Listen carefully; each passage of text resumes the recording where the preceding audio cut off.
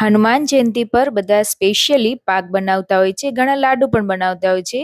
તો આજે આપણે સરળ મેથડથી કઈ રીતે પોચો પાક બનાવીશું એ જોવાનું છે. તો તમે પણ પાક બનાવો છો તો કમેન્ટ બોક્સમાં જરૂરથી જણાવજો.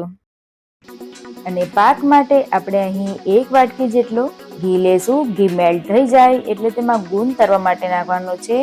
એના માટે થોડો ગુંદ ચેક કરી લેશું. જો ગરમ થઈ ગયું હોય ઘી બરાબર તો એમાં આપણે ગુંદર તરી લેશું. ભૂંગળાની જેમ થોડો તરીએ એટલે ફૂલાઈ જાય અને થોડો કલર આવે એટલે ગેસ ધીમો રાખી દેશું અને કલર આવે એટલે ગુંદરને બહાર કાઢી લેશું. આ ગુંદરને તમે પાકમાં આખો પણ નાખી શકો છો. જો આખો ના ભાવતો હોય તો તેને ક્રશ કરી દેવું. આની પહેલા પણ મેં વિન્ટર રેસીપી અડદિયા મેથી પાક જે રેસીપી તમારી સાથે શેર કરી છે, જે ચેનલ પર જઈને જોઈ શકો છો. હવે તે ઘીમાં આપણે 1.5 વાટકી જેટલો ઘઉંનો કરકરો લોટ નાખશું અને એ લોટને પણ શેકી લેવાનો છે. અને આ સ્ટેજ પર ગેસની ફ્લેમ આપણે એકદમ ધીમી જ રાખવાની છે. જો જરૂર પડે તો આમાં થોડું ઘી એડ કરવું. લોટને આપણે થોડો બ્રાઉન કલર આવે ત્યાં સુધી શેકી લેશું. લોટને શેકતી વખતે ખાસ તેને ચલાવતા રહેવાનું છે એટલે નીચે બેસી ન જાય અને એક સરખો લોટ શેકાઈ જાય. તમારા ઘરમાં આ વસાણું બને છે કે નહીં એ મને કમેન્ટ બોક્સમાં જરૂરથી જણાવજો. અને જો તમને પાક ભાવતો હોય તો એ પણ મને કમેન્ટમાં જરૂર જણાવજો. હવે લોટ અહીં આપણો શેકાઈ ગયો છે, બ્રાઉન કલર આવી ગયો છે.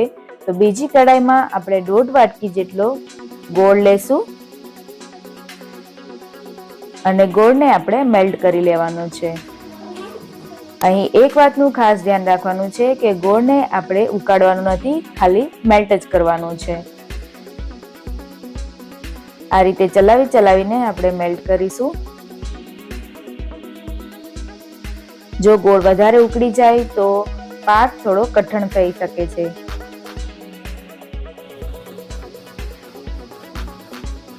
ગોળ આપણો મેલ્ટ થઈ ગયો છે તો આ સ્ટેજ પર આપણે 1/2 વાટકી જેટલું થી ઓછું આમાં આપણે થોડું દૂધ એડ કરશું અને બરાબર મિક્સ કરી લેશું.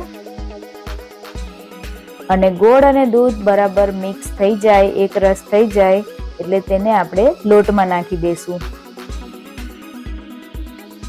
પાકમાં દૂધ એડ કરવાથી પાક એકદમ પોચો બને છે, જેનાથી નાના છોકરાથી લઈને મોટા બધા જ ખાઈ શકે છે. જો તમારા ઘરમાં વડીલ હોય તે પણ ઇઝીલી પાકને ખાઈ શકે એટલો પોચો બને છે.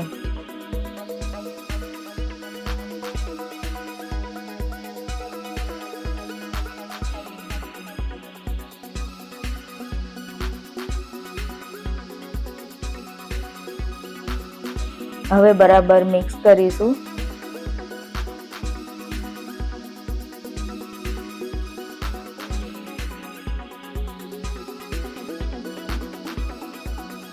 અહીં આપણે શેકેલો જે ગુંદર હતો એ પણ એડ કરી દઈશું.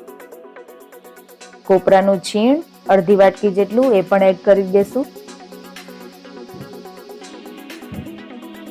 કોપરાથી પાકમાં ખૂબ સારો એવો ટેસ્ટ આવે છે, તો કોપરાને બિલકુલ પણ સ્કીપ ન કરતા. અને જો ડ્રાયફ્રૂટ એડ કરવા હોય તો પણ આ સ્ટેજ ઉપર ડ્રાયફ્રૂટ એડ કરી દેવા.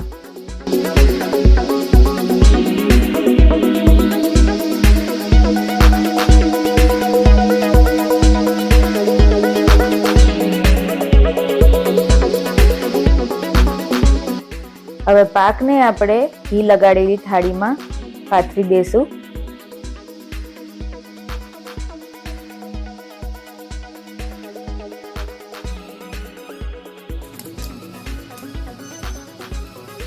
તો ફ્રેન્ડ્સ, આજે આ પાકની રેસીપી મારા મધર ઇન લો એટલે મમ્મીએ બનાવી છે, જે ખૂબ સારો એવો પાક બનાવે છે અને અમારા ઘરમાં પણ એમના હાથનો પાક ખૂબ જ વખણાય છે. તો તમે પણ આ રીતે એકવાર પાક જરૂરથી બનાવજો.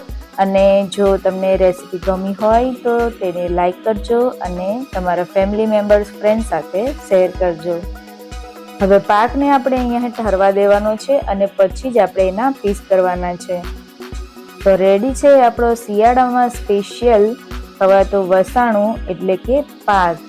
આ ગુંદર પાક તમે એકવાર જરૂરથી બનાવજો અને વિન્ટરમાં તમે કઈ કઈ રેસીપી બનાવો છો એ મને કમેન્ટ બોક્સમાં જરૂરથી જણાવજો. ફરી મળીશું નવી રેસીપી સાથે. ત્યાં સુધી હેપી રહો, હેલ્ધી રહો.